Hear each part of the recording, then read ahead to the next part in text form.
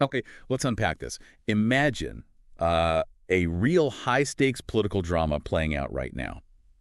We're diving into this escalating tension between former President Donald Trump and Michigan Governor Gretchen Carney. Specifically, her, well, pretty bold rejection of a key U.S. trade deal. Yeah, it's got major economic implications for the whole state. It's quite something. Exactly. Our sources for this deep dive are from Global Scope 360 News that gives a really clear picture of what's happening. And our mission today really is to help you understand the nuances of this showdown, these different philosophies clashing, and what it all means for trade and, importantly, local economies. And what's fascinating here, I think, is how this conflict really brings into focus a much broader debate about economic policy. It's not just about this one deal. It's like the whole approach to trade, who benefits, and, why that actually matters to you. Absolutely. So let's start with Governor Carney's defining stance. She came out and said very clearly, no deal is better than a bad deal. That phrase really captures it, doesn't it? Yeah. Our sources, Global Scope 360 News, they reported her rejection shocked many in political and economic spheres. Why so shocking, do you think? Well, I think it signals a real shift. Typically state leaders might fall in line with federal trade pushes, especially if big benefits are promised. Carney's move just challenges that head on. She's prioritizing like a quality check on the deal, not just accepting any deal. Right. It's a statement. It is a statement of independence, basically saying Michigan won't just, rubber stamp something if she thinks it's bad for the state long term. Okay, so then you have former President Trump's view. This decision runs directly counter to his whole philosophy on trade, doesn't it? Completely. He's always been about renegotiating deals, pushing for terms that, in his view, put American workers and the U.S. economy first. And the sources point out this specific deal Carney rejected. It was meant to strengthen U.S.-Michigan ties, promising new agreements, economic benefits. Exactly, and that's where you see the clash. Trump's America First trade perspective is all about these bilateral deals, reducing trade deficits, boosting domestic manufacturing, often using tariffs as leverage. He sees deals like this as direct job creators, maybe less focused on, say, the global supply chain impacts that others worry about. For him, this kind of deal is a fundamental win. But Governor Carney, she had very specific, fierce objections centered on Michigan's local interests. Right.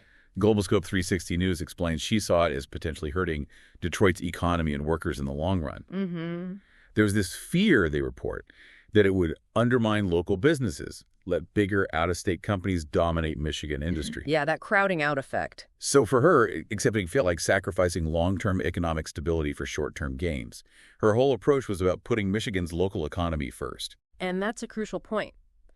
Her rationale zeroes in on that potential for, well, unfair competition. If big outside companies can suddenly flood the market, maybe at lower costs, what happens to the local businesses? The small machine shop, the local supplier.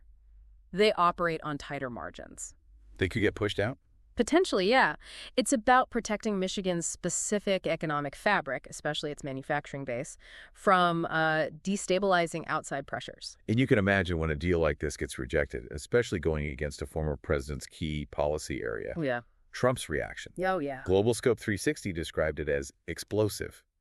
They noted he's not accustomed to such resistance, especially from a state governor. No, definitely not. He apparently used social media, rallies, everything to voice his frustration. Called her decision a betrayal. Strong language. Accused her of putting her political interests ahead of Michigan's prosperity. His line was, look, this deal was a win for Michigan in the long run. It would create much-needed jobs. And what's really striking there is how her defiance hits right at the core of his economic strategy. For Trump, these trade deals are central. Her saying no basically calls that whole premise into question, right? So you get that strong reaction. It's a challenge to his authority, his vision. So now we're seeing the fallout. The economic ramification, as the source puts it, are being felt across Michigan. Mm-hmm. There's uncertainty now. While the deal could have brought in new investment, maybe opened new markets, Carney's rejection now signals a growing resistance, maybe, to national policies that don't mesh with local needs. It does raise that question. And for a place like Detroit, a city still, recovering from decades of economic decline, this uncertainty about new manufacturing jobs, new investments, That must hit hard. Absolutely. For Detroit, any promise of new manufacturing jobs isn't just about the numbers. It's about reviving its core identity, providing stable work. So when a deal promising that falls through, the city has to rethink its recovery path. Maybe look for other investment routes, which might be tougher to find. It slows things down, potentially. Or changes the trajectory altogether, yeah. And then there's the politics. Huge political stakes here, right? We've got the 2024 election looming. Michigan is always a critical state. Always. A key battleground. So this decision, it could have lasting consequences for both Trump and Carney's political futures.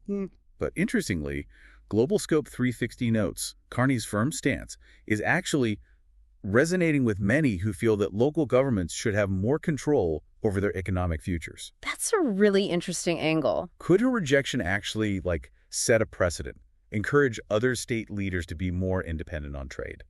It really could. It suggests a potential shift, maybe, in how states see their role in these big national trade talks. It's not just about Trump versus Carney. It's about that state-federal power balance in economic policy. If Carney's move is seen as successful, politically or economically, Others might follow suit. other governors might feel more emboldened to push back if they think a federal deal doesn't truly serve their state's specific long-term interests. Yeah. So this story is definitely still unfolding. Trump's response, as our source notes, will probably fuel more debates over his trade policies. No doubt. And the future of U.S. trade policies remains uncertain. But Carney stands by her view. Not all economic agreements are created equal. Some have long-term consequences that might outweigh the quick benefits. And that really just crystallizes the whole tension, doesn't it? Seeking that broad national growth versus protecting specific, sometimes vulnerable local economies. It's a debate that's far from over, and it makes you ask, where should economic policy really be driven from? National level, local level, what's the right balance? So wrapping this up, what does it all mean? We've really dug into this significant standoff between former President Trump and Governor Carney, two very different philosophies clashing over this trade deal. Yeah, and if you connect it to the bigger picture, it throws up that really important question about balancing immediate economic gains against the, long-term health and independence of local industries, local workers. It's a powerful reminder, isn't it, that the price of any deal looks very different depending on where you're standing and what your priorities are. Short-term gains might hide those long-term risks. Indeed. And this whole battle over trade, jobs, local control, it's clearly far from over. So for you, listening right now, here's something to think about. When we're chasing national economic growth, how much weight should we really give to the unique needs, often really complex needs of local economies and specific industries? And maybe even more fundamentally, how do we even define what a good deal is versus a bad one, especially when the long-term impacts are so uncertain and often land hardest on particular communities? Something to chew on. Thanks for watching. Stay updated with Global Scope 360. Thank you so much. Subscribe to my channel and click the bell icon.